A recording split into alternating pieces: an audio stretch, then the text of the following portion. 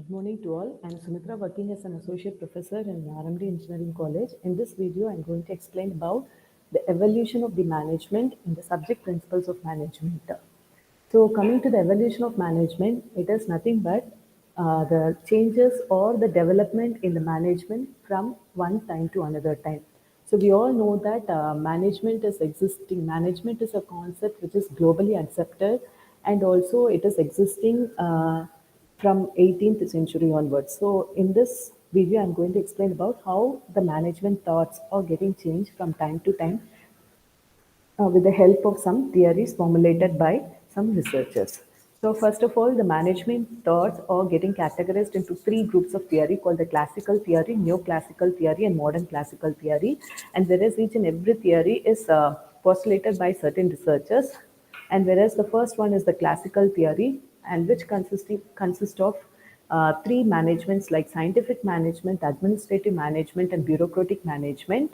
And this is the oldest approach. So this is the first approach which is happening in the management history. So it involves the three different management theories like scientific management, administrative management, and bureaucratic management.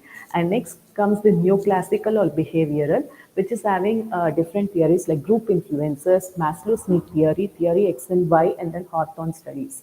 And finally comes the modern theory, which is of system approach, contingency approach, and theory Z and quality management. Let me explain about each and every theory in detail. So now coming to the classical perspective, that is classical approach. Here we have three types of management like scientific management, administrative management, and bureaucratic management. Whereas the scientific management is the one whose objective is to focus only on the individual worker's productivity, right? So whereas in administrative management, they thought that managerial functions are supposed to play a vital role in running an organization. So they focus only on the functions of management.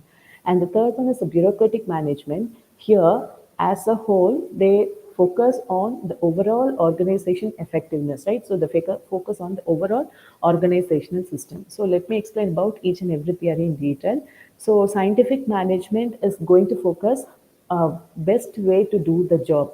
And whereas the administrative management focuses on the managerial functions and bureaucratic management focuses on the overall organization structure in terms of formulating the rules, policies, procedures, etc. in a clear-cut manner and providing a proper division of work to the laborers. And now coming to the scientific management theory, the major contributors are F.W. Taylor, Frank Gilbert, Henry Fayol, Max Weber, etc. So, in general, what is the approach to be followed in case of scientific method is they will be replacing the rule of, they want to replace the rule of thumb rule. Later, I'll be explaining you what is rule of thumb rule.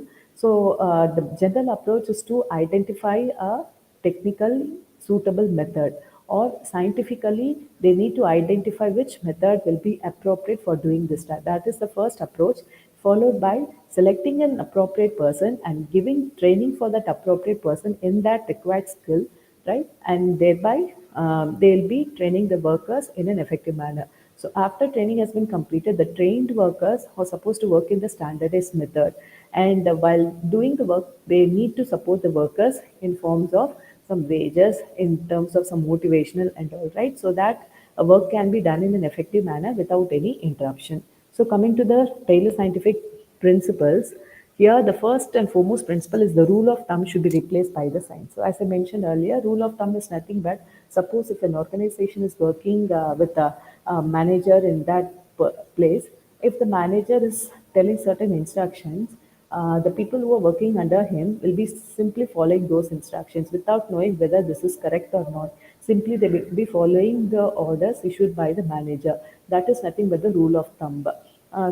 Maybe the manager will be well qualified in that task, or even he may not be knowing what is the actual requirement for doing that task, right? Simply the workers will be following that. So Taylor's first and foremost principle is that need to replace the rule of thumb by science. That is, we need to identify a scientific method or the best suitable method to complete the task. And second one is, if there exists a group of people, obviously each and every person will be having their own idea, which leads to some misunderstanding between each and every person. So the next principle of Taylor theory is that each and every person need to know the importance of the other person. Even a manager should know the importance of an employee, and the employee at the same time know the importance of a manager. So by this way we can develop an harmony, right? So this is the second thing.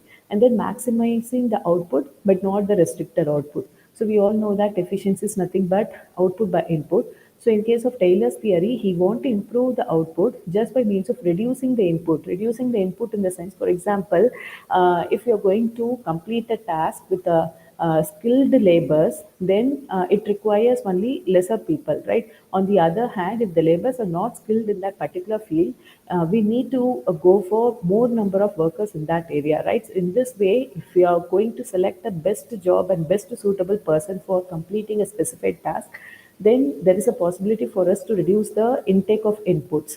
So in that case, even the efficiency is getting improved. And then the development of workers to their fullest capacity, which means that he introduced a differential wage system. So instead of an organization providing a flat salary for all the workers, even if they are deserving for getting the salary or not, then the other people will be getting demotivated. So Taylor introduced a concept like differential wage system, that is based on the ability, based on the output of each and every worker, they need to get their salary. So in this way, the workers will able to attain their fullest capacity. Next one, these are the steps to be followed in a scientific management. First, we need to develop the science such that a rule of thumb can be replaced, and then we need to adapt a scientifically selected test to a person. We need to identify a person, and that skill has to be given as a training for that person. And after getting a skilled person in that job, then we need to assign the job, and also we need to monitor whether is it working in a correct manner on that. So continue to plan the work in order to get the worker to get the job done. And also in case of this scientific theory, they categorize the working people in two different categories like planning team and the production team. Also on the planning team, they'll be assigning some group of people, similarly some group of people at the production team. So the planning team people, what they will be doing, they'll be taking the role of a root clerk, time and cost clerk, disciplinary, and then instruction clerk.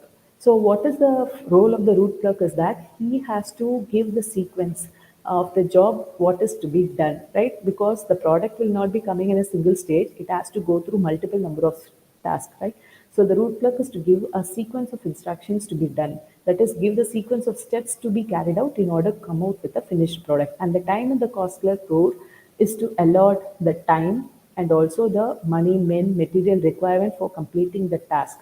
So the allotment of the time and cost for the particular subtask will be done by the time and cost clerk. Next, instruction clerk will give the instructions to be carried out in such a way that the sequence and the time and the cost is carrying out in an efficient manner. And next comes the disciplinarian. So in a management or even in an organization, there exists a group of people. So the environment will be good enough if there exists a disciplinary. So the role of the disciplinarian is to maintain disciplinary environment in the working place. And next, coming to the group of people under the production comes the gang boss. Gang boss means this person is responsible for organizing all the resources requirement, and it may make it rightly available at the right time for the right person in the table. And then speed boss, he has to speed up the process, even though the time and the cost will be announced for the workers initially. They need some motivation to complete the job. They will be getting tired after doing certain job, so the speed will be getting reduced. So the speed boss is to speed up the process by means of certain instructions and motivation, whatever it may be. And then repair boss. So since the product will be has to pass through several number of stages, if at any stage if a repair occurs, then definitely it is going to affect the final products. So the function of the repair bar is to take care of the conditions and then take necessary control actions to get rid of that condition. Okay, so that the final output is not going to get affected in any manner. And finally comes the inspector. The role of this inspector is to just check whether the quality of the finished product is meeting the standard or not. Then only it will survive in the market. So these are the roles performed by the people coming under the planning category and product category. So next comes the administrative management, and father of administrative management is considered to be the Fayol. and is not giving an abstraction for scientific management, but along with the principles given by Taylor, he wanted to add some other features also in concern, like the managerial functions are important for running an organization. Simply concentrating on the productivity or the efficiency of the workers, we need to consider the roles have to be played a vital role by means of the managers also. According to him, he laid 14 principles of management. If these things are done in an effective manner, then also a management or the organization will be running under efficient manner. First comes the division of work. So division of work here means we need to allot a job for a person which is right suitable for him, right? That means division of work makes a man specialist. So we need to divide the work according to the specialization. If we are dividing the work in such a manner, definitely it avoids the wastage of time, and definitely it improves the perfection also. And next comes authority and responsibility. So every organization will have a manager. They have the order, they have the authority to give the order for their workers. So managers will be giving the orders to the workers, and if there exists an authority for giving orders, definitely there exists a responsibility for getting the work done also. So next one is the discipline. So as I mentioned already, discipline must be there in an organization which involves a group of people. So employees must obey and respect the rules that is governed by the organization. Next one is the unity of command. Unity of command means even though there exists a group of people to achieve the objectives of an organization, they are in a position to receive the command from only one person. If they are getting a command or the rules from so many persons, definitely they'll be getting misguided. They will be in a confusion state to follow whose order to complete the task and all. Right? Next one is the unity of direction. So even though the organizational activities consist of group of people, they have the same objective, right? So the objectives must be attained only if they are moving in the same direction. So, which is again a continuation of the previous point. Next comes the subordination of individual. So, if there exists an organization of group of people, definitely there exists some personal interest and all. Suppose if there is a conflict between a manager and employee X, in regard of organizational growth, manager should not keep in front the personal interest, and he has to consider only the organizational goals, right? He has to keep aside all his personal point of view and all. So you need to consider only the organizational goal and feature, and he has to move accordingly, thereby avoiding the conflict between individual and the general well-being, right? So next one is remuneration. So once if the work done by the employee, so we need to provide a fair wage for him, the services, and it may be in the form of wages or salaries or even in the form of some rewards and all. It must be paid on both time, and it must be for both the employee and the employer, right? In order to improve the cost of living. And next comes the centralization. So according to Fayol, centralization is nothing but he insisted mainly on that is the authority of assigning the job, the orders or given or laid only by the person which is under the top level management, right? So the next one is scalar chain. And if there is just a line of authority from top management to the lowest act representative, one sec.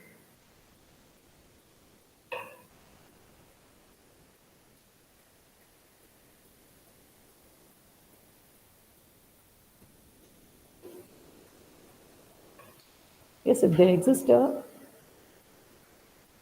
scalar chain line of authority from the top level to the bottom level, and the communication, if it is followed in the same scalar chain, then the environment, that is working environment, will be in a nice manner. Next one is order. So order means making the right things available at the right time in the table. So this is the order which has been done by the manager in person equity. So equity means the law will be common for everyone, right? So manager should treat each and every employee in the same manner. It should be fair enough for the subordinates. And next comes stability of tenure of personnel. This is the main thing which is going to improve the name and the fame of the management. If a turnover of the employee turnover is more in case of an organization, means which means that maybe something might be wrong in case of an organization. So turnover is nothing but entering and exiting of the company. So frequently, if the persons are entering and exiting of the company, then definitely there must be some problem. It will create an image like that. So highly employee turnover is inefficient in regarding organization. Next one is initiative. Initiative means the power of thinking out. So, Fayol insisted that initiative should be done in all levels of management, not only in the top level management. Even if the employees are working in that specified field for a longer period of time, he might be having a knowledge more than that of the higher officials. So initiative means each and every person should given a liberality power to represent their views and to give their ideas and all. So the organization is open enough to accept those views and the initiative in order to achieve their objectives. The next one is the splitting records. It means that the environment should have a mutual trust between each and everything. That is a team spirit. So team spirit must be there. Unless otherwise, if we have a team spirit, then never it is possible for the organization to run in an effective manner. So thank you all. With this, I will be ending this session. In my next video, I'll be explaining about the theories, which is going to explain about the managements in some other approaches. Thank you all.